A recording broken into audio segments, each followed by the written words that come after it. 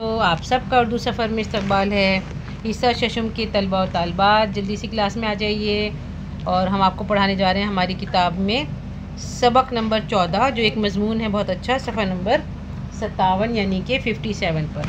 अभी independence day हो चुका है, इसी से रिलेटेड आप जो है सबक सुनेंगे जिसमें हिंदुस्तान की एक कामयाब मुहिम के बारे में बात है, एक कारनामे के बारे में बात है। ठीक है, कुतुब जुनूबी की पहली मुहिम। इस मज़मून में बर-ए-आज़म एंटार्क्टिका की कामयाब मुहिम का हाल बयान किया गया है। एंटार्क्टिका वो बर-ए-आज़म है जो कुतुब जुनूबी में वाक़ है। ये बर-ए-आज़म बर्फ़ से ढका हुआ है। कहा जाता है कि यहाँ मादनियात के ख़जाने मौजूद हैं। इस बर-ए-आज़म में हिंदुस्तान की टीम पहली मरतबा 8 फरवरी 1982 को पहुँची थी, यानी 1982 में पहुँची थी। इस टीम की क़यादत सैयद ज़हूर कासिम ने की थी। साइंसदानों की राय यह है कि दुनिया के तमाम बर-ए-आज़मों और समंदरों के मौसमियाती रुख मालूम करने के लिए कुतुब जुनूबी का मुताला ज़रूरी है। ठीक है, बर-ए-आज़म कहते हैं कॉन्टिनेंट को, यानी कि खुश्की का बहुत बड़ा हिस्सा होता है, और उसके बारे में इन्होंने बताया एंटार्क्टिका के बारे में। और ये कहा है कि जितने भी मौसम बदलते हैं और समंदर और ये सब होते हैं, इनका जो है रुख होता है, इसका पता करने के लिए कुतुब जुनूबी का मुताला मतलब बहुत ज़्यादा ज़रूरी है।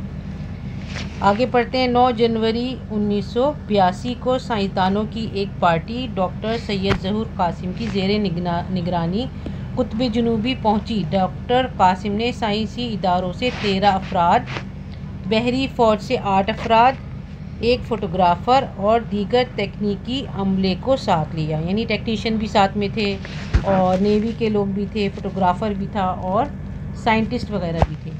और पोलर सर्कल नाम के जहाज़ में सवार होकर मॉश पहुँचे, जहाँ जहाज़ में उन्होंने एक तरह का ना जमने वाला ईंधन भरा, क्योंकि ठंड की वजह से वो जम सकता था, तो उन्होंने इसमें ऐसा फ्यूल भरा जो जमने वाला ना हो।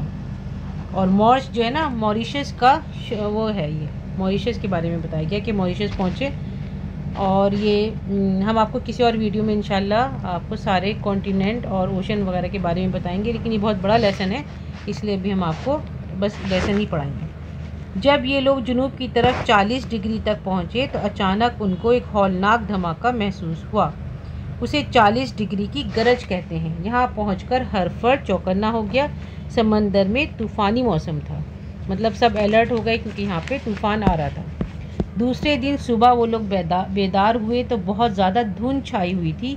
उनके जहाज़ की रफ्तार कम हो गई थी। ये लोग जहाज़ को बड़ी मुस्तैदी से आहिस्ता आहिस्ता उस जगह ले गए जिसे कुतुब जुनूबी किनारा कहते हैं। ठीक है, साउथ पोल की तरफ। यहाँ से उन्हें बर्फीले टीले आइसबर्ग का मुकाबला करना पड़ा जो पाश पाश होकर जहाज़ के लिए ख़तरा बन रहे थे।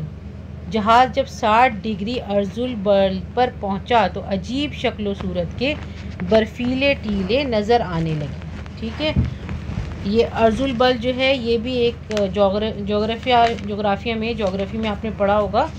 इसका मतलब ये होता है कि कुछ फ़र्ज़ी जो है लाइनें लगा दी जाती हैं ग्लोब पर और मैप पर, और उससे समझा जाता है कि ये कौन कौन सा मुल्क कहाँ कहाँ पर मतलब है।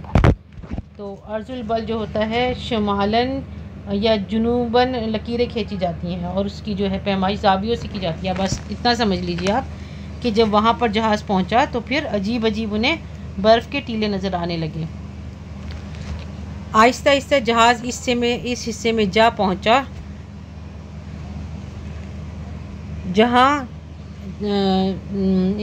जा पहुँचा जो कुतुब जुनूबी और समंदरों के दरमियान है। ये जगह समंदर के अंदर घुसी हुई है। ये हिस्सा जम जाता है तो कुतुब जुनूबी के ख़ित्ते के साथ मिलकर इसी का हिस्सा बन जाता है। इतनी मतलब यहाँ पे बर्फ़ होती है कि ये भी जम जाता है और उसका हिस्सा बन जाता है। इस हिस्से को जहाज़ से काटना पड़ता है। इस तरह जहाज़ रास्ता बनाते हुए आगे बढ़ता है। इस अमल में जहाज़ का अगला हिस्सा झुक गया और पिछला हिस्सा उठ गया। इस वक्त बर्फ़ तोड़ने की आवाज़ इतनी ख़तरनाक थी कि मुहिम में शामिल लोग ये सोचने लगे कि शायद जहाज़ जल्द ही टुकड़े टुकड़े होकर बिखर जाएगा। इतनी ज़्यादा बर्फ़ थी कि उनको ये डर लगने लगा कि कहीं जहाज़ भी टूट ना जाए। कुछ देर बाद उन्हें एहसास हुआ कि बर्फ़ मोटी है, उसे तोड़ना आसान नहीं। चुनांचे हेलीकॉप्टर को निकाला गया और उसके ज़रिए देखा गया कि किस जानिब से आगे बढ़ सकते हैं। अचानक उन्हें एक जापानी जहाज़ दिखाई दिया जो बर्फ़ से ढका हुआ था। हेलीकॉप्टर देखकर जापानियों ने हेलीपैड खाली कर दिया ताकि हिंदुस्तानी वहां उतर सकें। डॉक्टर कासिम ने बताया कि वो हिंदुस्तान से आए हैं, तो जापानियों ने उन्हें मुबारकबाद दी। ठीक है, वो भी वहाँ पर किसी मुहिम पर आए हुए होंगे, तो वो लोग देखकर खुश हुए और उन्होंने उनको मुबारकबाद दी कि आप यहाँ तक पहुँच गए। हेलीकॉप्टर की रहनुमाई में जहाज़ बढ़ता चला गया और मुहिम जू बर्फीले टीलों से घिरे हुए पानी में दाखिल हुए। ये टीले तेज़ धूप में चमकते हैं तो आंखें चुंधिया जाती हैं। हिंदुस्तानी जहाज़ राडार से लैस था, इसलिए बर्फीले टीलों में से रास्ता बनाता हुआ आगे बढ़ता चला गया। ज़ाहिर है यहाँ पे जाने के लिए सारी चीज़ें मतलब ज़रूरी होती हैं, तो इसलिए वो उन्होंने अपने उसमें लगा रखा था जहाज़ में, जिससे उनको रास्ता जो है पता चलता जाता था। 8 फरवरी को सुबह 10 बजे उन्होंने अपनी मंजिल देख ली। जहाज़ में खुशी की लहर दौड़ गई और सब लोग चिल्लाने लगे, हम पहुँच गए, हम पहुँच गए। उनकी ख्वाहिश पूरी हुई। 9 फरवरी की सुबह दिन के 12:30 बजे रस्सी की सीढ़ी की मदद से सारे मुहिमजू कुतुब जुनूबी की बर्फीली सरजमीन पर उतर गए। उस वक्त इन सबको एक अजीब लुत्फ़ व मुसर्रत का एहसास हुआ। उनके एक साथी डॉक्टर सेन गुप्ता ने जोशे मुसर्रत में झुककर इस धरती को चूम लिया। ठीक है, इसमें यह बताया गया है कि इतनी मुश्किलों के बाद जब वो पहुँचे तो उन्हें बहुत ज़्यादा खुशी हुई कि आखिरकार हमारा मिशन है वो कामयाब हो गया, हम यहाँ तक पहुँच गए। मुहिमजू का मतलब जो मुहिम पे आए हुए लोग थे, मिशन पे आए हुए लोग। जैसे ही मुहिमजू उतरे उन्होंने देखा कि पेंगुइन परिंदों का एक झुंड बड़ी हैरत से टुकटुकी बांधे उनको देख रहा है, जैसे उन्होंने आदमियों के से पहले कभी ना देखा हो। टीम ने वहीं खैमा नस्ब किया यानी फिक्स किया और कुतुब जुनूबी की ज़मीन पर तिरंगा झंडा और बहरी परचम लहरा दिया। ठीक है, यहाँ तक समझ में आ गया आपको। एंटार्क्टिका में होती हैं सबसे ज़्यादा पेंगुइन, क्योंकि वहाँ पे आपने देखा होगा तस्वीरों में, गेम्स में, बर्फीले इलाके में रहती हैं। इस खित्ते में रात दिन का कोई सवाल ही नहीं था, सूरज चमकता रहता था, इसलिए उन लोगों के सोने का वक्त मुकर्रर था, न खाने का। जब थके मांदे होते, सोने को जी चाहता तो सो जाते, भूख लगने पर खाना खा लेते। तमाम साइंसदान या तो पढ़ते दिखाई देते या फिर तजर्बे में मसरूफ़ नज़र आते। एक दिन डॉक्टर कासिम अपने साथियों के साथ हेलीकॉप्टर में बैठकर निकले तो अचानक उन लोगों को एक झील दिखाई दी। सब इस झील के किनारे उतर गए। यहाँ का नज़ारा बेहद दिलकश था। वहाँ पर भी मुहिम के लोगों ने अपना तिरंगा लहरा दिया। एक तख्ती पर तमाम 21 मेंबरों के नाम लिखकर लगा दिए। आप चाहें तो सर्च करके देख सकते हैं यूट्यूब पर, गूगल पर, कि ये लोग जब गए थे ना, उस ज़माने के फ़ोटोज़ आपको मिल जाएंगे। पोलर सर्कल जहाज़ भी नज़र आएगा, सारे मेंबर्स नज़र आएंगे और इंदिरा गांधी और सब मतलब बैठे हुए नज़र आएंगे। 21 मेंबरों के नाम भी लिखकर वहाँ पर लगाए जो वहाँ पर गए थे। तमाम लोग अपने आज़ा की जांच पड़ताल करते रहते थे, मतलब चेक करते रहते थे। गुज़िश्ता मुहिमों में कई अशख़ास अपनी उंगलियां, अंगूठे, बाजू इंतहाई सर्दी की वजह से खो बैठे थे। इन तमाम बातों की वजह से पेट्रोलियम जेली जिस्म पर मलते रहते थे। एक ख़ास तरह के चश्मे भी आँखों पर लगा लेते थे। अगर ये चश्मे ना लगाए जाएं तो आँखों की रोशनी ख़त्म होने का अंदेशा लगा रहता है। ठीक है, यहाँ बहुत ज़्यादा ठंड होती है, तो ठंड की वजह से क्या होता है कि जिस्म के जो पार्ट्स होते हैं ना वो हार्ड हो जाते हैं एकदम, और हार्ड होने की वजह से टूटने का भी डर होता है। जैसे इन्होंने लिखा है ना कि बहुत सारे लोग अपनी उंगलियां, अंगूठे, बाजू इंतहाई सर्दी की वजह से खो बैठे थे, तो वो अपने आप को चेक करते रहते थे कि हमारे नाक, कान, हाथ, पैर, उंगलियां वगैरह सब सही हैं या नहीं। और ये जो चीज़ होती है इसको कहा जाता है फ्रॉस्ट बाइट। मुझे किसी ने ये बात बताई थी। अमेरिका में मतलब ऐसा होता है जब ठंड पड़ती है तो फ्रॉस्ट बाइट हो जाता है, मतलब पार्ट्स जो हैं वो हार्ड होके क्रैक होके टूटना शुरू हो जाते हैं। इसीलिए जो है बहुत सारी तदाबीर करनी पड़ती हैं, पेट्रोलियम जेली लगाना और जो है ख़ास किस्म के चश्मे आँखों पर लगाए जाते हैं। जहाज़ में ईंधन, पानी, खाना और दीगर तमाम चीज़ें महदूद मकदार में थीं, इसलिए 10 दिन के बाद उन्होंने वापसी की ठानी। मतलब कम थी, इसीलिए बस उनका 10 दिन का ही वो था, प्रोग्राम था, और उन्होंने वापसी का प्रोग्राम बनाया। रवाना होने से पेशतर उन्होंने देखा कि पेंगुइन परिंदे अपने परों को इस तरह फड़फड़ा रहे थे जैसे अलविदा कह रहे हों। वापसी के सफ़र में उन लोगों को बार बार रास्ता बनाने के लिए बर्फ़ तोड़नी पड़ती। कभी कभी तो पूरा जहाज़ बर्फ़ से ढक जाता और उसे तोड़ना पड़ता। बर्फ़ तोड़ने में बड़ी होशियारी की ज़रूरत होती, क्योंकि अगर हथौड़े की चोट से जहाज़ में सुराख हो जाता तो बस अल्लाह ही मालिक था। कभी कभी हथौड़े के बजाय गर्म पानी से बर्फ़ पिघलानी पड़ती। बड़े बड़े बर्फीले टीले होने की वजह से जहाज़ बचता बचाता आगे बढ़ रहा था कि अचानक नया पहाड़ उन लोगों को नज़र आया। इससे कबल रूसियों ने 2 पहाड़ देखे थे और उनके नाम एडब और लीना रखे थे। रूसी लोगों ने जो मतलब पहाड़ देखे थे उन्होंने ये नाम रखे थे। अब ये हिंदुस्तानी लोग जा रहे थे तो इन्होंने क्या किया, इन लोगों ने जो ये तीसरा पहाड़ देखा तो उनका नाम अपनी वज़ीर आज़म के नाम पर माउंट इंदिरा रखा। इसीलिए मैं आपको बता रही थी कि ये इंदिरा गांधी के ज़माने की बात है, आप सर्च करके देख सकते हैं। वापसी का सफ़र भी ख़तरे से खाली ना था। उनको एक ख़तरनाक तूफ़ान का सामना करना पड़ा।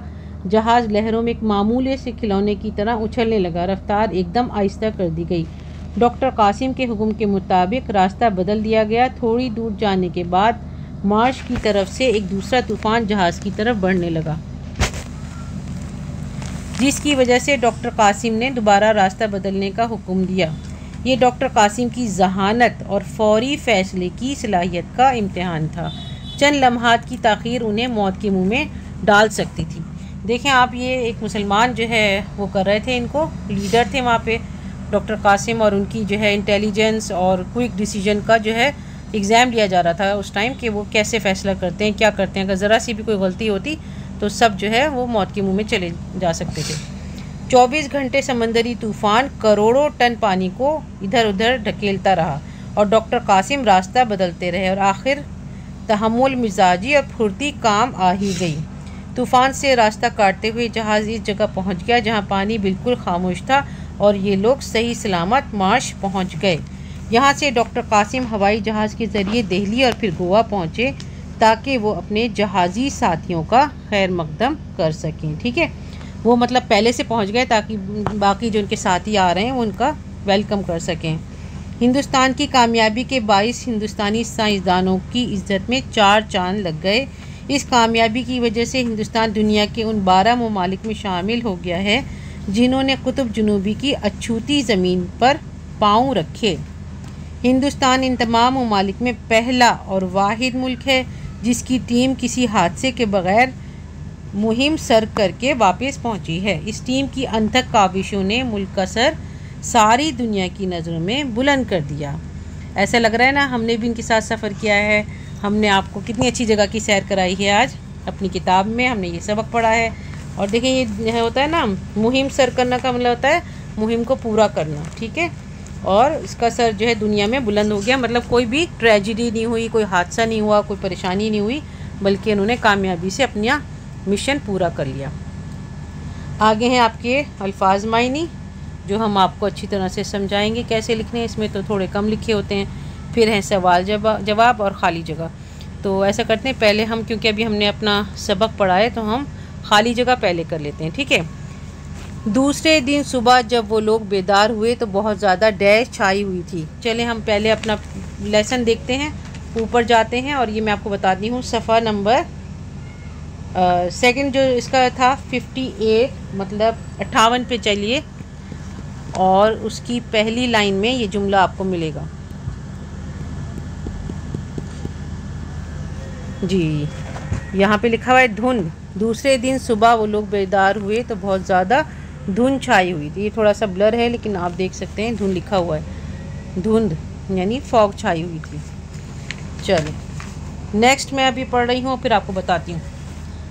8 फरवरी की सुबह 10 बजे उन्होंने अपनी डैश देख ली। तो हम इससे नीचे चलते हैं और इस पैराग्राफ को देखते हैं कहाँ पर आता है। ये 8 फरवरी ये लिखी हुई डेट, और नीचे चलें आप भी मेरे साथ ढूंढिए क्योंकि अभी हमने सबक रीड किया ना। ये 8 फरवरी की सुबह 10 बजे उन्होंने अपनी मंजिल आएगा इसमें। ठीक है, चलें ये हो गया सेकंड। थर्ड है, एक दिन डॉक्टर कासिम ने अपने साथियों के साथ हेलीकॉप्टर में मतलब उन बैठ कर निकले तो अचानक उन लोगों को एक डैश दिखाई दी। कुछ याद आ रहा है क्या दिखाई दी उन्हें? क्या दिखाई दी थी ये हम देखेंगे सफ़ा नंबर आगे चलिए आगे। हाँ 59 यानी कि 59 पर है। हाँ ये एक दिन लिखा है ना, एक दिन डॉक्टर कासिम, थर्ड पैराग्राफ में ये लिखा हुआ है, हेलीकॉप्टर में बैठकर निकले तो अचानक उन लोगों को क्या दिखाई दी, यहाँ पे लिखा हुआ है झील। ठीक है, चलिए अब हम देखते हैं चौथा क्या है। कभी कभी हथौड़े के बजाय गर्म पानी से डैश पिघलानी पड़ती। ये तो बहुत आसान है ना, क्या पिघलाते थे वो जाते टाइम? रास्ते में बहुत बड़े बड़े बर्फ़ होते थे, बर्फ़ के टुकड़े होते थे और वो उसको पिघलाते थे। तो यहाँ आप लिख लीजिएगा बर्फ़ चौथे पे। और आप चाहें तो मैं आपको इसको लेसन में भी दिखाती हूँ, ये कहाँ लिखा हुआ है जी। ये है आपके इसी पेज पर लास्ट पैराग्राफ में थर्ड लाइन लिखा है ना, गर्म पानी से डैश पिघलानी पड़ती। तो आप इसमें लिखिए बर्फ।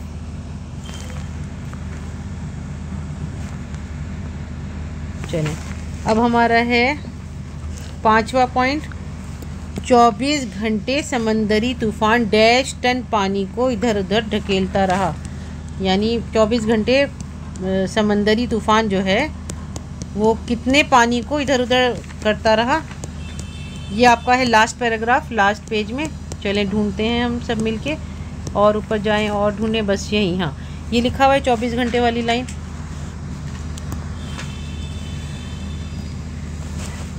देखिए ढूंढिए जल्दी से। तो ये आ गया, इसमें आएगा करोड़ों। शाबाश, आपने भी हमारे साथ ढूंढने में मदद की। आगे है लास्ट वाला, हिंदुस्तान उन तमाम ममालिक में पहला और वाहिद मुल्क है जिसकी टीम किसी डैश के बग़ैर, ये आपको लास्ट इसमें मिलेगा, यहीं इसी पेज पर, किसी हादसे के बग़ैर। शाबाश। चलें ये हमारे मुकम्मल हो गए हैं। अब हम बाकी काम करते हैं। ये लेसन बहुत लंबा है ना, तो जल्दी जल्दी हम आपको समझा देते हैं। लास्ट में आपका एक सवाल ये भी है कि इसी तरह की किसी और मुहिम के बारे में अपने उस्ताद से मालूमात हासिल कीजिए। ये हम अलग करेंगे, ठीक है। हम कोई अच्छी मुहिम के बारे में मालूमात हासिल करेंगे और फिर करेंगे। सबक नंबर 14, कुतुब जुनूबी की पहली मुहिम। अल्फाज मायनी, मजमून आर्टिकल, बर-ए-आज़म खुशकी का बड़ा हिस्सा यानी कि कॉन्टिनेंट। कामयाब सक्सेसफुल, कामरान। मुहिम मुश्किल काम। कुतुब जुनूबी, ज़मीन के जुनूबी सिरे को कुतुब जुनूबी कहते हैं। मादनियात, ज़मीन के अंदर कारामद अशिया। ख़जाने, कीमती चीज़ों का मखज़न। क़यादत, सरबराही, लीडरशिप। राय, ख्याल। मौसमियाती रुख, मौसम का बदलाव, मौसमों का चेंज होना। ज़ेर निगरानी यानी क़यादत में। अफराद, फ़र्द की जमा, लोग। बहरी फ़ौज, नेवी। तकनीकी अमला, टेक्नीशंस। चुंदियाना, तेज़ रोशनी के बाइस आंखें झपकना। राडार, तैयारों और बहरी जहाज़ों और दूसरी मुतहर्रिक अशिया की मौजूदगी का महल वक़ू और समत वगैरह दरियाफ़्त करने का निज़ाम। लुत्फ़, मज़ा। मुसर्रत, खुशी। धरती, ज़मीन। झुंड, ग्रुप। टुकटुकी बांध कर देखना, नज़र जमा कर देखना। तिरंगा, 3 रंग का यानी हिंदुस्तानी झंडा। परचम, झंडा, फ्लैग। मांदे, थके हुए। नज़ारा, मंज़र, सीन। दिलकश, दिल को भाने वाला। इंतहाई, शदीद। अंदेशा, डर। ईंधन, वो चीज़ जो तवानाई पैदा करने के लिए इस्तेमाल हो यानी फ्यूल। महदूद, एक हद तक यानी कम, लिमिटेड। मिकदार, क्वांटिटी। पेशतर, पहले। अलविदा, जाने का सलाम। क़ब्ल, पहले। फौरी फ़ैसला, जल्दी फ़ैसला करना, क्विक डिसीजन। सलाहियत, काबिलियत, एबिलिटी। फुर्ती, तेज़ी, एक्टिवनेस। तहम्मुल, मिजाजी, बर्दाश्त, सब्र। खैर मकदम, इस्तकबाल करना यानी वेलकम। चार चांद लगना, इजाफा होना। अछूती, अजीब। अनथक, ज़बरदस्त कोशिश का मुजाहरा। नस्ब, जैसे खैमा नस्ब किया था यानी लगाना, टू फिक्स। काविशों, कोशिशों। ताख़ीर, देर। चलें अब हम मश्क की तरफ आ जाते हैं। पहला सवाल है, हिंदुस्तानी साइंसदानों की टीम डॉक्टर सैयद ज़हूर कासिम की ज़ेर निगरानी कब और कहाँ पहुँची? हिंदुस्तानी साइंसदानों की टीम डॉक्टर सैयद ज़हूर कासिमी की ज़ेर निगरानी 8 फरवरी 1982 में बर-ए-आज़म एंटार्क्टिका की मुहिम के लिए पहुँची। सवाल नंबर 2, मुहिम जू कब और कैसे कुतुब जुनूबी की बर्फीली ज़मीन पर उतरे? मुहिम जू 9 फरवरी को सुबह दिन के 12:30 बजे रस्सी की सीढ़ी की मदद से कुतुब जुनूबी की बर्फीली ज़मीन पर उतर गए। सवाल नंबर 3, पेंगुइन परिंदों का झुंड मुहिम जू को किस तरह देख रहा था? किस तरह देख रहा था, याद है आपको? पेंगुइन परिंदों का झुंड मुहिम जू अफराद को बड़ी हैरत से टुकटुकी बांधे ऐसे देख रहा था जैसे उन्होंने आदमियों को इससे पहले कभी ना देखा हो। आगे है आपका सवाल नंबर 4, कुतुब जुनूबी पर साइंसदानों का रोज़ाना का मामूल क्या था? मतलब उनका डेली रूटीन क्या था? इस खित्ते में रात दिन का कोई सवाल ही नहीं था। सोने का खाने का वक्त मुकर्रर ना था। तमाम साइंसदान या तो पढ़ते दिखाई देते या फिर तजर्बे में मसरूफ़ नज़र आते। सवाल नंबर 5, मुहिम जू अपने आज़ा की जांच पड़ताल क्यों करते रहते थे? मतलब अपने पार्ट्स को क्यों चेक करते रहते थे? मुहिम जू अपने आज़ा की जांच पड़ताल इसलिए करते रहते थे कि गुज़िश्ता मुहिमों में कई अशख़ास अपनी उंगलियां, अंगूठे, बाजू इंतहाई सर्दी की वजह से खो बैठे थे। बीनाई की हिफाजत के लिए साइंसदान ख़ास चश्मे भी लगाते थे। ठीक है, आगे है सवाल नंबर 6, साइंसदानों की टीम वापस मार्श किस तरह पहुंची? वापसी के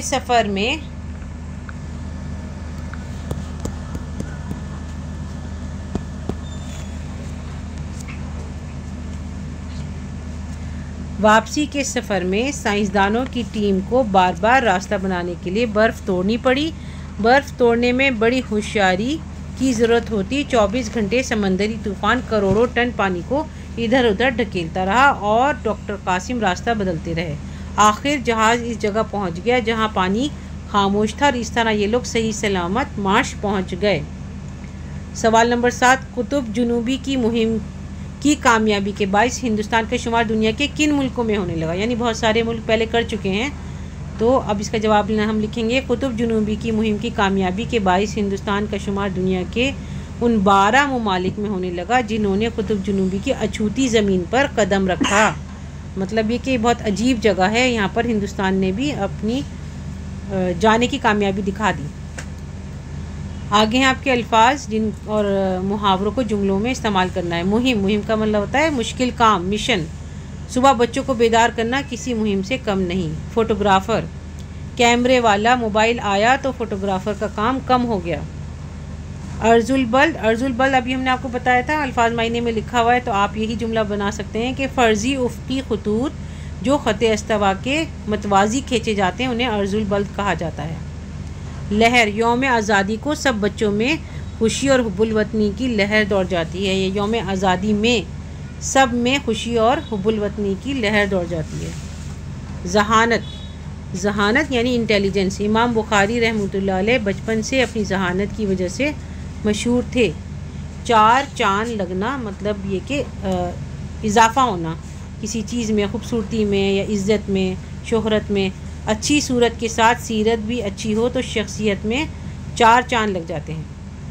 आगे है आपका तज़कीर व तानीस लिखिए। तज़कीर व तानीस का मतलब ये होता है जैसे कोई वर्ड जो है उसको हमें किस तरह इस्तेमाल करना है, तो हमें जो है पहले उसका देखना चाहिए। जैसे गरज सुनाई दी लिखा हुआ है तो ये हो गया मोन्नस, ठीक है। बहुत लुत्फ़ आया तो हो जाएगा मुज़क्कर। हमारा सफ़र लंबा था तो हो जाएगा मुज़क्कर। धुंध छाई हुई थी तो मोन्नस। और परिंदों का झुंड हमारी तरफ देख रहा था, का आ गया ना का, तो ये हो जाएगा मुज़क्कर। और जैसे अल्लाह का हुक्म, रसूल अल्लाह सल्लल्लाहु अलैहि वसल्लम का हुक्म, तो फिर ये आ जाएगा मुज़क्कर। और बर्फ़ तोड़नी पड़ी तो ऐसे कहते हैं ना, बर्फ़ के लिए बर्फ़ पिघल रही है, उसके लिए हम लिखेंगे मोन्नस। और मिक़दार के लिए भी लिखेंगे मोन्नस, ठीक है। मिक़दार का आपको ऐसा कोई जुमला आप सोच लें, जैसे उसमें लिखा हुआ है कि ग़िज़ा कम मिक़दार में थी, या कोई भी चीज़ कहते हैं ना उसकी मिक़दार कम है, की आ जाता है, तो इसका मतलब है ये मोन्नस है। आगे लिखा हुआ है साइंसदान 2 लफ्ज़ साइंस और दां से मिलकर बना है। आप भी ऐसे 5 अल्फाज बनाइए जिनके आखिर में दां हो, ठीक है। तो सबसे पहले आप लिख लें कीमिया दां, कदर दां और राज दां। इसके अलावा ख़ानदान और पानदान भी लिख सकते हैं, लेकिन ऐसे लफ्ज़ जिनमें नून गुन्ना आता हो तो ये 3 लफ्ज़ ये लिखने और 2 लफ्ज़ और लिख सकते हैं। और जो आपका ये वाला सवाल है, किसी और मुहिम के बारे में अपने उस्ताद से मालूमात हासिल कीजिए। आप अगले वीडियो में ज़रूर देखिएगा, हम आपको ज़रूर किसी अच्छी जगह की सैर कराएंगे या किसी मुहिम के बारे में बताएंगे।